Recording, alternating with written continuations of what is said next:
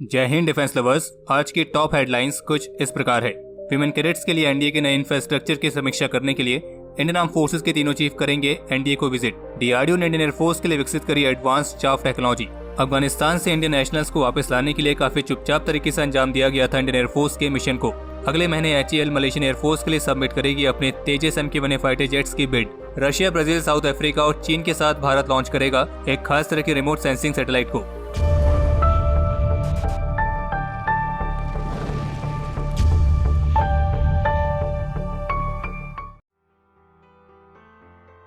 Supreme court द्वारा भारत की prestigious national defence academy यानी कि एनडीए के दरवाजे अब फीमेल कैंडिडेट्स के लिए भी ओपन किए जाने के बाद इससे जुड़ा एक नया अपडेट निकल के सामने आया है, जिसमें इस मामले से जुड़े कुछ लोगों का कहना है कि एनडीए एग्जामिनेशन के लिए फीमेल कैंडिडेट्स को अलाउ करने वाले सुप्रीम कोर्ट के इस ऐतिहासिक फैसले के बाद कि एकेडमी में फीमेल कैडेट्स के लिए नए इंफ्रास्ट्रक्चर के साथ साथ एक अलग फिजिकल ट्रेनिंग स्टैंडर्ड को भी स्थापित किए जाने की जरूरत है। और जबकि former navy chief admiral Arun Prakash retired, जो कि 1997 से 1999 के दौरान एनडीए के कमांडेंट के तौर पर रहे हैं, तो उनका ये कहना था कि एनडीए को कभी भी विमेन कैडेट्स को ट्रेन करने के लिए नहीं बनाया गया था। तो इसलिए अब सुप्रीम कोर्ट के फैसले के बाद विमेन कैडेट्स के लिए एनडीए में एक नए इंफ्रास्ट्रक्चर को बनाए जाने की जरूरत है, और जिसमें विमेन कैडेट्स के सेग्रीगेटेड एकोमोडेशन के साथ एक सेपरेट स्क्वाड्रन जैसे कई अलग अलग प्रैक्टिकल इश्यूज को एड्रेस किए जाने की जरूरत है। और इसके साथ विमेन कैडेट्स के लिए ट्रेनिंग स्टैंडर्ड को भी रीएडजस्ट करना होगा। लेकिन शुरुआती सालों में जो सबसे ज्यादा जरूरी है वो तो है एक नई स्क्वाड्रन को स्थापित करना, जो कि खास तौर पर विमेन कैडेट्स के लिए होगी। और फिर एक बार एकेडमी में सेटल होने के बाद में जाकर जो अदर स्क्वाड्रन से उनके साथ भी मिक्स करने की पॉसिबिलिटी को देखा जा सकता है। और अगर बायोलॉजिकल फैक्टर्स के आधार पर देखा जाए तो एकेडमी को एक फ्रेश फिजिकल करिकुलम के साथ भी आना होगा, जो कि विमेन कैडेट्स के हिसाब से होगा, क्योंकि ट्रेनिंग के लिए सेम क्वालिटेटिव रिक्वायरमेंट मैन और विमेन दोनों के लिए अप्लाई नहीं की जा सकती है। और उनके मुताबिक ऐसा करना बिल्कुल पॉसिबल है। और जहां तक एक नए इंफ्रास्ट्रक्चर को बनाने की बात है, तो ये चीजें इस बात पर निर्भर करेगी कि हर साल कितनी विमेन्स एनडीए में शामिल होती हैं। और ऐसी भी रिपोर्ट्स हैं कि इसी सप्ताह इंडियन आर्म फोर्सेस के तीनों चीफ नेशनल डिफेंस एकेडमी को विजिट कर सकते हैं, जहां विमेन कैडेट्स की ट्रेनिंग और एडमिनिस्ट्रेटिव अरेंजमेंट्स की समीक्षा की जाएगी। और द प्रिंट की तरफ से जारी की गई रिपोर्ट के मुताबिक इंडियन आर्म फोर्सेस की तीनों चीफ की जो एनडीए विजिट है वो 20 अगस्त के लिए पहले ही शेड्यूल कर दी गई थी, यानी कि सुप्रीम कोर्ट द्वारा ऑर्डर पास किए जाने से पहले। और इसलिए कहा गया कि इंडियन आर्म फोर्सेस के तीनों चीफ की जो एनडीए विजिट है उसका रिलेशन सुप्रीम कोर्ट के ऑर्डर से नहीं है, जो कल ही पास किया गया है।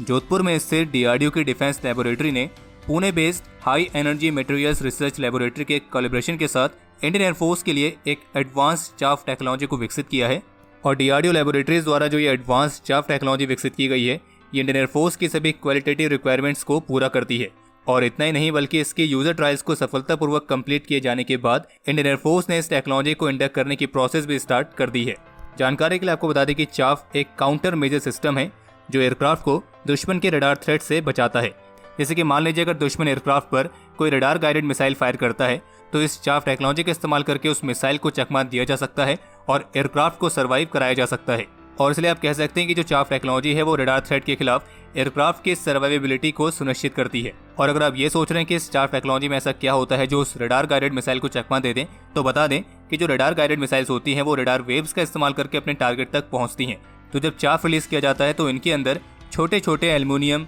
ग्लास फाइबर, प्लास्टिक ऐसी अन्य टुकड़े होते हैं। तो मिसाइल की रडार वेव जब उन टुकड़ों से टकराती है तो उसको ये लगता है कि वही उसका टारगेट है और वो उसी पर जाकर अपने आप को डिस्ट्रॉय करती है। और अब डीआरडीओ लेबोरेटरीज द्वारा जो ये एडवांस चाफ टेक्नोलॉजी विकसित की गई है, इसका प्रोडक्शन एक बड़ी क्वांटिटी में करने के लिए इसे इंडस्ट्री को दिया जाएगा, ताकि इंडियन एयरफोर्स की जो एनुअल रोलिंग रिक्वायरमेंट है वो भी पूरी की जा सके। और रक्षा मंत्री श्री राजनाथ सिंह की तरफ से डीआरडीओ लेबोरेटरीज की इस उपलब्धि को स्ट्रेटेजिक डिफेंस टेक्नोलॉजीज में आत्मनिर्भर भारत पहल के लिए एक बड़ा कदम बताया गया है, क्योंकि अब हमें चाफ टेक्नोलॉजी किसी दूसरी कंट्री से इंपोर्ट करने की जरूरत नहीं है।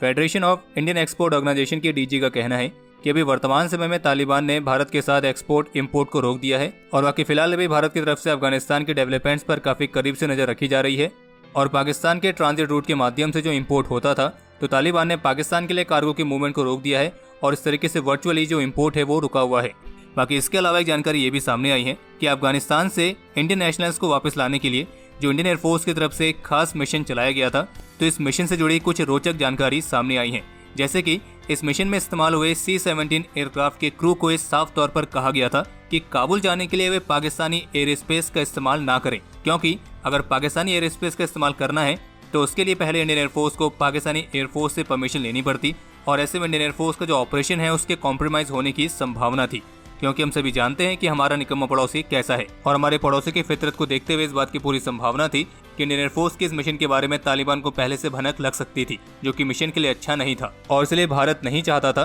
कि किसी भी कीमत पर तालिबान को इस ऑपरेशन की जानकारी मिले, क्योंकि पाकिस्तान की जो खुफिया एजेंसी है और जो उनकी प्रोपेगेंडा मशीन है वो इस तरह की झूठी खबरें फैला रही थी कि भारत अफगानिस्तान सरकार की मदद करने के लिए यहाँ से आर्म्स एंड एमुनिशंस को भेज रहा है, और इसी वजह से इस इवैक्यूएशन वाले मिशन को गोपनीय रखा गया था। और इतना ही नहीं बल्कि जैसे ही अफगानिस्तान में हालात बिगड़ने शुरू हुए थे तो उसी समय से ही भारत सरकार के निर्देश पर इंडियन एयरफोर्स अलर्ट पर आ गई थी, और जिसके बाद हिंडन एयरबेस पर तैनात इंडियन एयरफोर्स के स्काई लॉर्ड स्क्वाड्रन को काबुल में फंसे भारतीयों को वापस लाने की जिम्मेदारी सौंपी गई थी। बाकी ये भी जानकारी आई है कि अफगानिस्तान को तालिबान द्वारा टेक ओवर किए जाने के बाद बाइडेन एडमिनिस्ट्रेशन की तरफ से अफगानिस्तान सरकार के लिए जो हथियारों की सेल की जाती थी तो अब उस सेल को सस्पेंड कर दिया गया है, और अफगानिस्तान के लिए जो पेंडिंग और अनडिलीवर्ड आर्म्स ट्रांसफर है उसे अंडर रिव्यू रखा गया है। और बाकी सोशल मीडिया पर तो आप सभी ने तस्वीरें देखी होंगी कि किस तरीके से तालिबान के लड़ाके वहाँ पे जो यूएस ट्रूप्स अपने हथियार छोड़ गए हैं उनको अपने साथ लेकर घूम रहे हैं। और बाकी हमारे निकम्मे पड़ोसी के जो लीडर्स है वो काफी खुशी मना रहे हैं अफगानिस्तान में तालिबान की वापसी के बाद। और उनकी इस खुशी को देखते हुए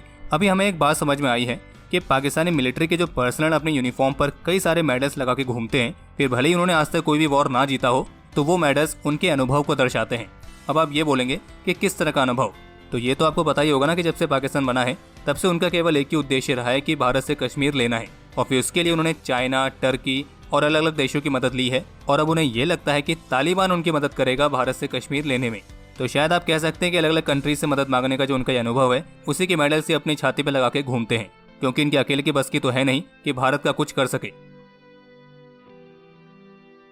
जम्मू कश्मीर की राजौरी में आतंकियों के मौजूद होने के इनपुट्स मिलने के बाद आज इंडियन आर्मी और जम्मू कश्मीर पुलिस द्वारा एक जॉइंट ऑपरेशन लॉन्च किया गया था, और जिससे हम वीडियो रिकॉर्ड कर रहे हैं तब तक आई रिपोर्ट के मुताबिक इस ऑपरेशन में अभी तक एक आतंकी को सफलतापूर्वक हुरिफाइड यानी कि उसे ढेर कर दिया गया है, और फिलहाल ये ऑपरेशन अभी भी जारी है। लेकिन इसी ऑपरेशन से जुड़ी एक दुखद खबर भी सामने आई है, और वो यह है कि इस दौरान आतंकियों के साथ हुई मुठभेड़ में इंडियन आर्मी के एक जूनियर कमीशन ऑफिसर वीर गति को प्राप्त हुए हैं। रिपोर्ट्स ये हैं कि इस ऑपरेशन के दौरान उन्हें कई सारे बुलेट इंजरीज हुई थी, फिर जिसके बाद उन्हें तुरंत ही पास के हॉस्पिटल में इवैक्यूएट किया गया था, लेकिन गंभीर रूप से घायल होने की वजह से उन्हें बचाया नहीं जा सका। हम ईश्वर से प्रार्थना करते हैं कि इस वीर योद्धा की आत्मा को शांति मिले और ये देश इनके सर्वोच्च बलिदान के लिए सदा इनका ऋणी रहेगा। बाकी एक रिपोर्ट ये भी है कि कल इंडियन आर्मी ट्रूप्स ने पीओके के रहने वाले 4 लोगों को गिरफ्तार किया है, जो कि जम्मू कश्मीर के पुंछ डिस्ट्रिक्ट से भारत में घुसपैठ करने की कोशिश कर रहे थे। और जो ये पीओके के 4 निवासी पकड़े गए हैं इनकी उम्र 9 से 24 साल के बीच में है, और फिलहाल इन्हें कस्टडी में रखा गया है और इनसे पूछताछ जारी है।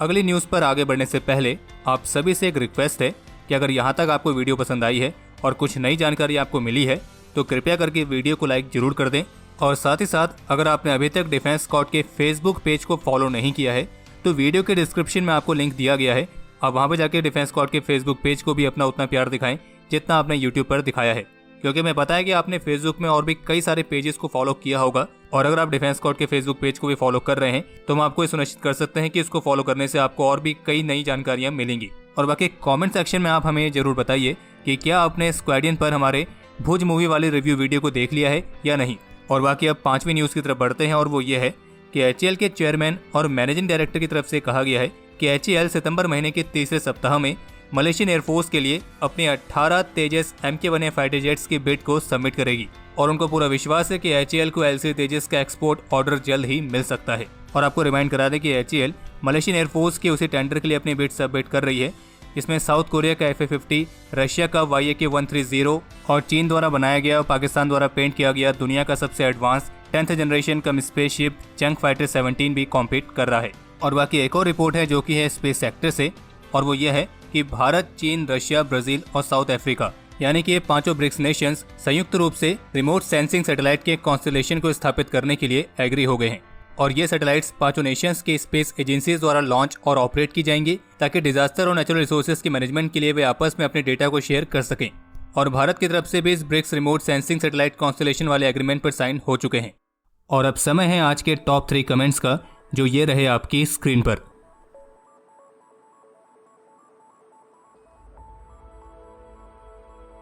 तो हमारे आज के इस एपिसोड के लिए इतना ही। उम्मीद है आपको एपिसोड पसंद आया होगा, अगर पसंद आया तो सबसे पहले तो आपने वीडियो को लाइक करना है, ज़्यादा से ज़्यादा शेयर करना है। और बाकी अगर आप डिफेंस स्क्वाड के ऑफिशियल मर्चेंडाइज लेना चाहते हैं तो वीडियो के डिस्क्रिप्शन में आपको लिंक मिल जाएगा, आप उस पर क्लिक करके अपनी कोई भी पसंदीदा डिजाइन को खरीद सकते हैं। बाकी इस वीडियो को लेकर आपका कोई भी सुझाव या सवाल हो तो कमेंट सेक्शन हमेशा की तरह ओपन है। और अगर किसी ने चैनल को सब्सक्राइब नहीं किया है तो वीडियो में जो बड़ा सा लाल कलर का सब्सक्राइब वाला बटन है उसे क्लिक करके सब्सक्राइब जरूर कर लें।